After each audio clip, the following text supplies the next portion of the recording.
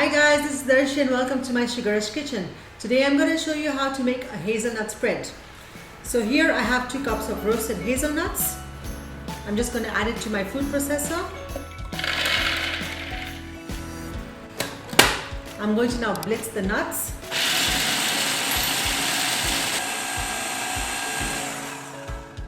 So once the nuts are ground, I'm going to add 3/4 cups of powdered sugar.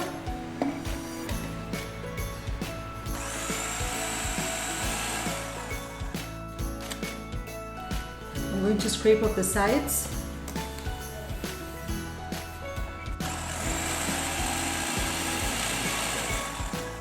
So at this stage, the oil has started to release from the nuts. I'm going to add 1/4 cup of cocoa powder, 2 tablespoons of coconut oil, 1/2 teaspoon of vanilla extract, and a pinch of salt.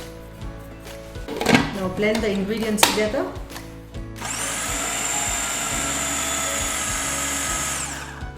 Scrape off the sides and then continue blending again. So my spread is now ready.